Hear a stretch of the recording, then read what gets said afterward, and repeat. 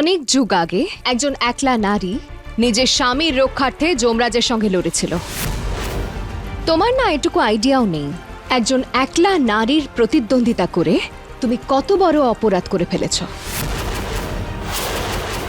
তোমার ভাষণ দেওয়া যদি বন্ধ হয়ে থাকে মিঠি, যাও বাড়িতে বিয়ের প্রস্তুতিতে বউয়ের কর্তব্য পালন করো, কারণ তুমি আমার কিচ্ছু করতে পারবে না মিঠি।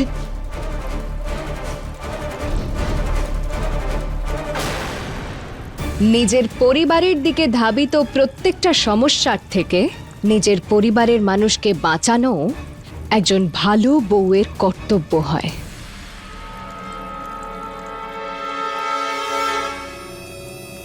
আমি তো তাই করেছি যা তুমি বলেছ। তাহলে এত রাগ করছো কেন সুশান্ত? পরবর্তী আঘাত সম্পূর্ণ জোর দিয়ে করবে, কারণ আমি প্রত্যেকটা আঘাতের উপযুক্ত উত্তর দেব। তুমি গঙ্গার স্রোতের ধারার সঙ্গে প্রতিদ্বন্দ্বিতার সাহস দেখিয়েছ, এবার তো তোমাকে জগজ্জননীও বাঁচাতে পারবে না।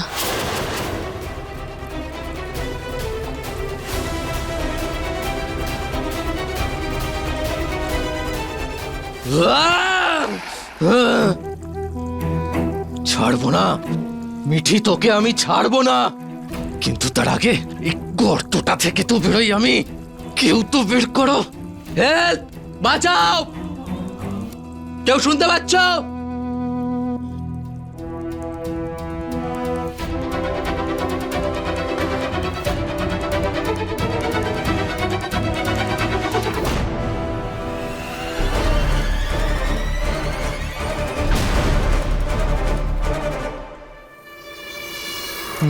মেনকা, তুমি তুমি তো জেলে ছিলে। ছিলাম, কিন্তু এখন ওই মিঠিকে হারানোর জন্য আমি তোমার সাথে। মিঠিকে হারানোর জন্য আমার তোমাকে কেন দরকার পড়বে? কথায় আছে কাঁটা দিয়েই কাঁটা তুলতে হয়, তরোয়াল দিয়ে নয়। আরে যাও, যে ফাঁসিকে ভয় পায় না তুমি তাকে দড়ির ভয় দেখাচ্ছ। মেনকা, ওই একটা মেয়ে আমার কিচ্ছু করতে পারবে না। জানো, মিঠি যতই বোরিং হোক না কেন, কিন্তু একটা কথাও ভীষণ ভালো বলেছে। জানো কি, যে একজন পুরুষ যতই চেষ্টা করুক না কেন একজন নারীর সমান কিছুতেই হতে পারবে না। তুমি গায়ের জোরে ভাঙবে ও মনের জোরে জোড়া লাগাবে। তুমি চিৎকার করবে ও শান্ত থাকবে। তুমি যদি গর্ত খুঁড়ে দাও না, তাহলে ওই গর্তে ও গাঁদা ফুল ফুটিয়ে তুলবে। এবার তুমিই ভাবো, তুমি গাঁদা ফুল হয়ে এখানেই পড়ে থাকবে নাকি ত্রিপাঠী পরিবারের কোটি টাকার সম্পত্তি হাতাবে? দেখো, চোট লাগা হাতের চিকিৎসা না করালে হাত তো বাদ দিতেও হতে পারে। নিজের হাতটা যদি বাঁচাতে চাও তো মেলাও হাত আমার সাথে। ওই মেয়েটাকে যদি হারাতে চাও তাহলে এই মেয়েটার সঙ্গে হাত মেলানো খুব জরুরি।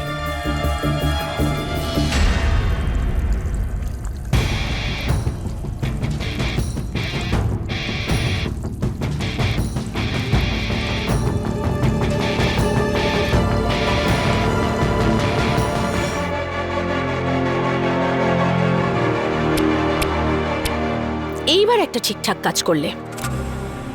এইবার তুমি বেবিকে বিয়ে করো আর ত্রিপাঠীদের কোটি টাকায় আয়েশ করো। কিন্তু হ্যাঁ, ওই টাকায় আমার আর আমার টিমেরও ভাগ রয়েছে, যেটা তোমাকে দিতে হবে। রাজি তো? হ্যাঁ, আমি রাজি, কিন্তু আমাদের করতেটা কি হবে? আমাদের নয়, শুধু আমাকে। ওই মিঠি এখন শুধুমাত্র তোমার উপর নজর রেখেছে, তাই যা কিছু করার দরকার সেটা আমি করব। তুমি শুধু বেবিকে বিয়ে করার ব্যাপারে এখন মন দাও।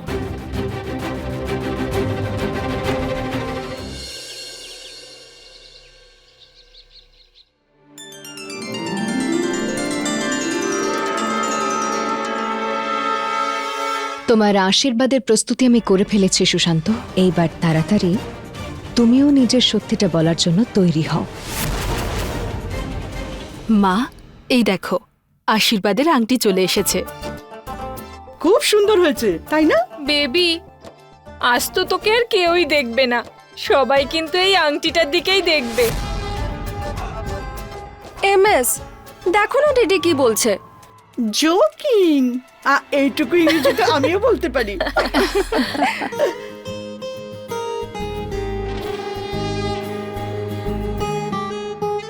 জয়া দিদি, দেখুন না কেমন হয়েছে আংটিটা। মিঠি, মিঠি তাড়াতাড়ি আয়। হ্যাঁ মা। মিঠি দেখ আশীর্বাদের আংটি কেমন হয়েছে। আপনি পছন্দ করেছেন তো, তাহলে দেখার আর কি দরকার আছে, সব থেকে সুন্দর হবে সেটা। জয়া দিদি, এ এমন একটা মেয়ে যার গয়নার প্রতি কোনো আগ্রহ নেই। মিঠি, আমি তো পারলে সীতাহার গলায় ঝুলিয়ে ঘুমোতে যাব। মা, সাবধানে থেকো, তোমার সব গয়নার উপর আমার নজর আছে। আচ্ছা, চুপ কর দিব্যা, একটা গয়না পরিস না আর বলছিস যে গয়না আমার খুব পছন্দের। একদম ঠিক বলেছো মা তুমি। মিঠি, আশীর্বাদে এই আংটিটা নিয়ে আসার দায়িত্ব কিন্তু তোর, ঠিক আছে? ঠিক আছে মা।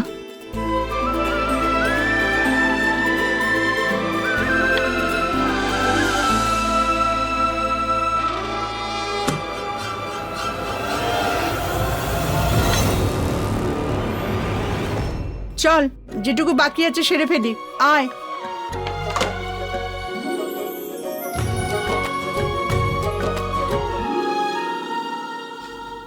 সরি মা, আপনারা এত খুশি, কিন্তু যদি আজ আমি এই আশীর্বাদটা হতে দিই তাহলে আমাদের মধ্যে কেউ আর খুশি থাকবে না। তাই আজ সন্ধ্যের মধ্যে সুশান্তের সব সত্যি আমাকে বাইরে আনাতেই হবে, আর এই আশীর্বাদটা আটকাতে হবে।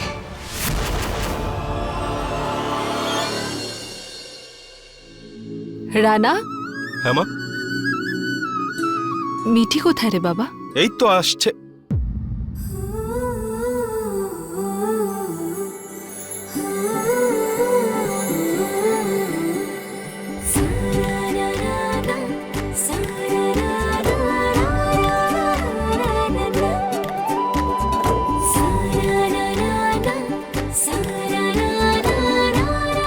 নে, এসে গেছে। মুখটা বন্ধ করো। এবার তুমি এভাবে সুন্দর করে সেজে আসবে, দুর্বল মানুষের যে কোনো সময় হার্ট অ্যাটাক তো হবেই। এমনিতে যদি তুমি আজ রোডে বেরো ট্রাফিকও আটকে যাবে। ভালো মেয়েরা না এরকম কথা বলে না কিন্তু। আচ্ছা, ভদ্র মেয়েরা হয়তো বলে না, কিন্তু আমি তো বলি। তুমিও না আপদ, খুব দুষ্ট হয়ে যাচ্ছ তুমি। আর তুমি সব থেকে কিউট। ছোট বাবু, এদিকে এসো না, একটা সেলফি নেব।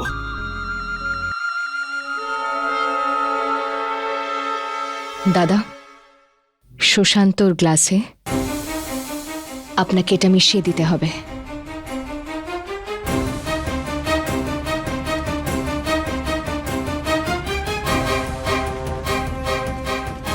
লোভের নেশায় তো তুমি আসক্ত বটেই সুশান্ত, আর আজ আমি তোমায় অন্য নেশায় আসক্ত করব, আর তারপর তুমি নিজের সত্যিটা নিজেই সবার সামনে বলবে।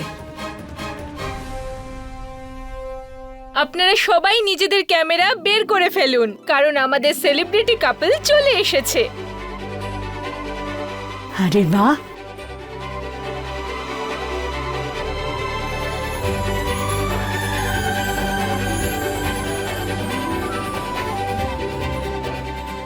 কি গো বাবা, তোমার দিদা এলেন না? আপনার থেকে আর কি বা লুকোবো, ঠাকুমার শরীরটা না খুব খারাপ হয়ে গেছে, ডাক্তার ওনাকে বিশ্রাম নিতে বলেছেন। কিন্তু আপনি চিন্তা করবেন না, বিয়েতে আমি ওনাকে অবশ্যই নিয়ে আসব। আচ্ছা ঠিক আছে।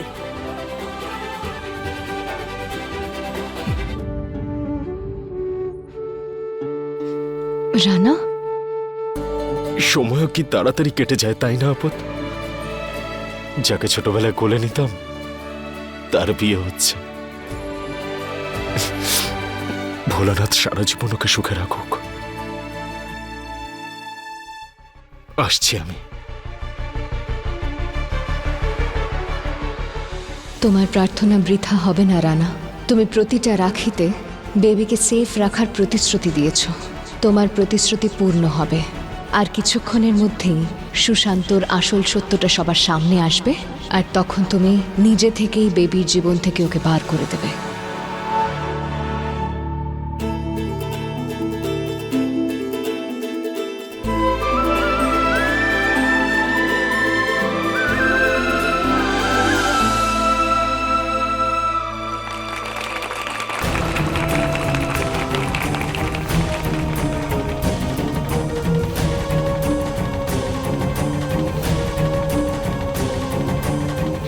এত আনন্দের মুহূর্ত, তাই এঙ্গেজমেন্টের আগে ডান্স হয়ে যাক।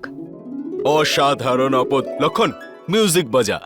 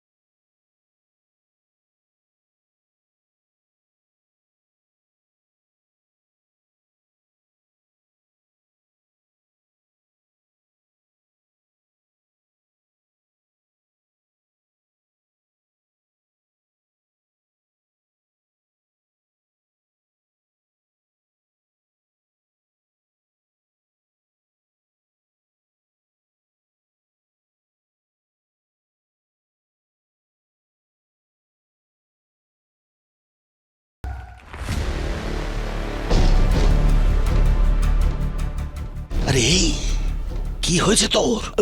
মাথায় নেশা চড়ে গেছে নাকি? বুড়ো পাগল হয়ে গেছিস নাকি? বাবা, বাবা তুমি এখানে কি করছো? তাড়াতাড়ি চলো, ডান্স করবে না? সুশান্ত, কি হয়েছে বাবা? সব ঠিক আছে তো? সুশান্ত, কিন্তু আমার হচ্ছেটা কি? ব্যাস ব্যাস, থামো। নাচ গান তো হতেই থাকবে। এসো অনুষ্ঠানটা করে নি, চলো।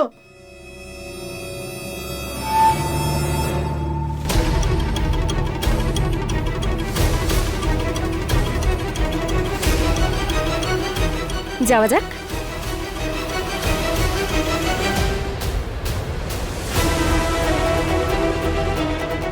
লক্ষণ, হ্যাঁ দাদা। আরেকটা আংটি নিয়ে আয় তো।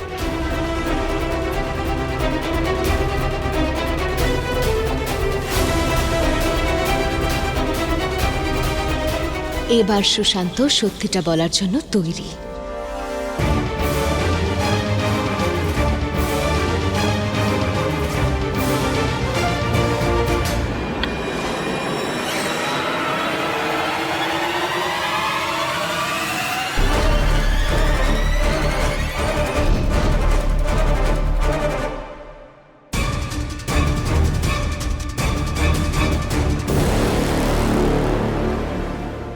ঠিক আছো? হ্যাঁ না, ডান্স করতে করতে একটু ক্লান্ত হয়ে গেছি। এইবার ফেলে দিও না আবার।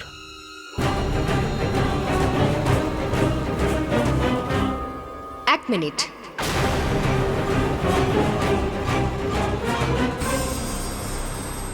কি হলো আপদ? সুশান্ত আর বেবি একে অপরের সাথে 7 জন্মের জন্য এক হতে চলেছে। আর সুশান্ত তো একটা ইম্পর্ট্যান্ট প্রশ্নের উত্তরই দিল না। সুশান্তকে তো এটা বলতে হবে যে ও বেবিকে কতটা ভালোবাসে আর কেন।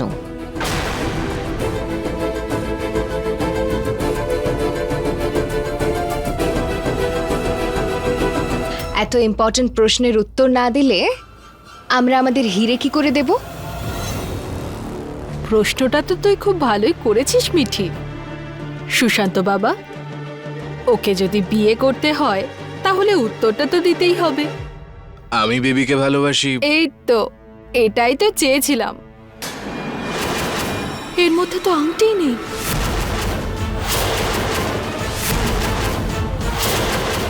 হে দেবী মা, আংটিটা কোথায় গেল? মিঠি, আংটি নেই? সুমনা, ভালো করে আরেকবার ঘরে চেক করে নাও, হয়তো ওখানেই আছে।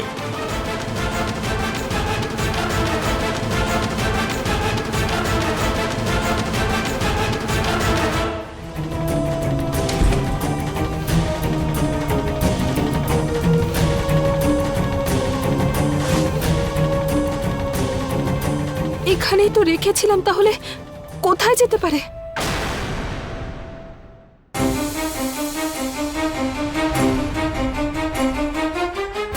সুমনা, আংটি পেলি?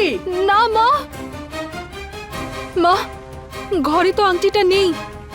মিঠি মা, লকার থেকে আংটিটা বের করার সময় চেক করেছিলিস কি? আমি তো চেক করিনি। আমি তো জানি যে আংটি ভিতরেই থাকবে। সুমনা, একটা কাজ কর, গিয়ে আবার দেখ, হয়তো ঘরেই আছে। মা, আমি ঘরের প্রত্যেকটা কোণা চেক করে এসেছি, আংটিটা কোথাও নেই। শাশুড়ি মা, আমি বাড়ির সমস্ত সিসিটিভি ফুটেজ বের করে নিয়েছি। এখনই জানতে পারবেন কে চুরি করেছে।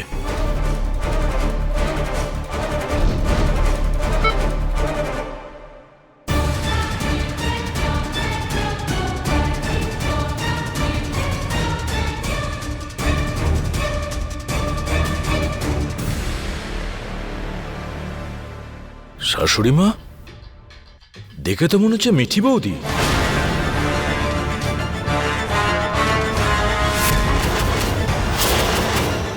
মুখটা ক্লিয়ারলি বোঝা যাচ্ছে না, কিন্তু শাড়ি তো একদম সেম।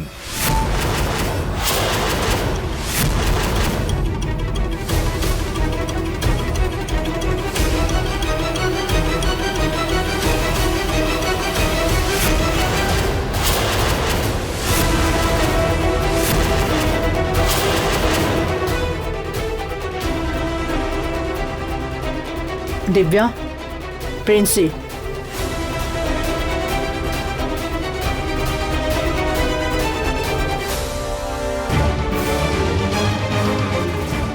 এই ভিডিওতে একজন আমার মতো শাড়ি নিশ্চয়ই পরে আছে, কিন্তু এটা আমি নই।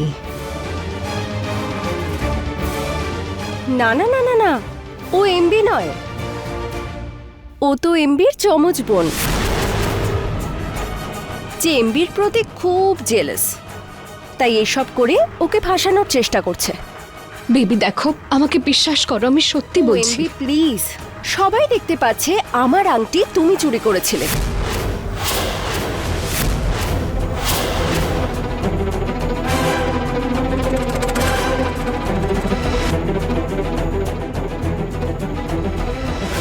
কিন্তু না, যেটা সবাই দেখতে পাচ্ছে সেটা মিথ্যে, শুধু তুমি সত্যবাদী। হ্যাঁ, কেউ আমার বিরুদ্ধে ষড়যন্ত্র করছে। প্রত্যেকে এখানে উপস্থিত আছে, আর তুমি যখন আংটি নিতে ঘরে যাচ্ছিলে তখনও সবাই এখানেই ছিল। তাহলে এই চক্রান্ত করছেটা কে? এমবি, তুমি আমার এঙ্গেজমেন্ট আটকানোর জন্য নিজের শ্বশুর বাড়িতেই চুরি করছো? হ্যাঁ, তুমি এত হিংসে করো আমাকে? ব্যাস, অনেক হয়েছে বেবি। ও যেমনই হোক, ও আমাদের বৌদি। সুশান্ত, ও হাত ধুয়ে তোমার পিছনে পড়ে গেছে, তুমি তাও ওকে বাঁচানোর চেষ্টা করছো। তুমি কত ভালো, আর তুমি সব থেকে খারাপ।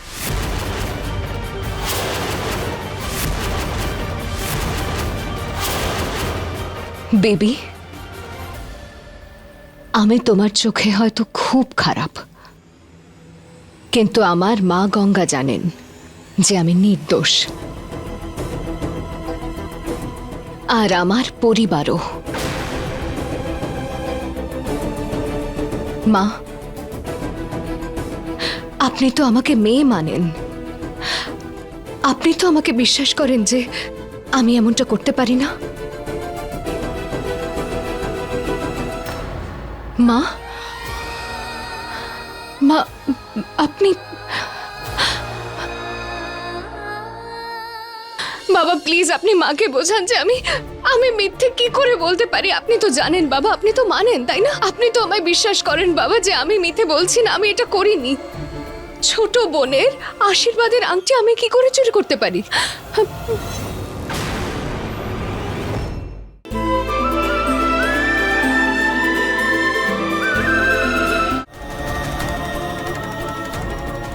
বাবা, আপনি তো জানেন যে আমি এটা করতে পারি না।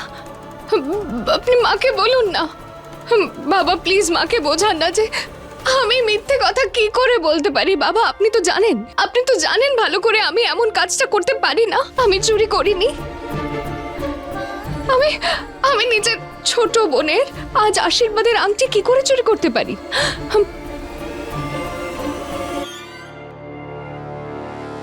আপনিও?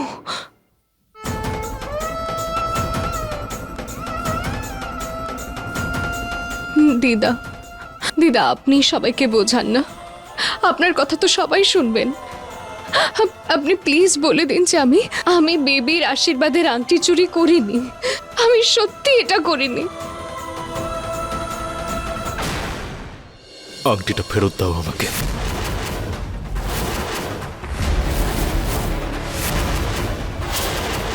ইয়ার কি করো না, দেখো আমি খুব সিরিয়াসলি। ওটা তো তুমি আমার সঙ্গে করছো।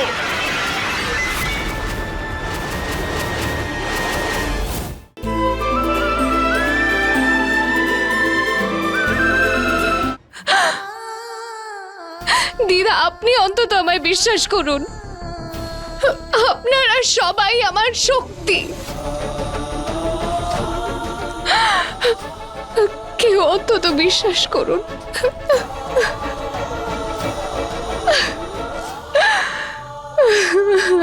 কেউ অন্তত বিশ্বাস করুন, আমি দুর্বল হয়ে যাচ্ছি। কেউ একবার অন্তত আমায় বিশ্বাস করুন।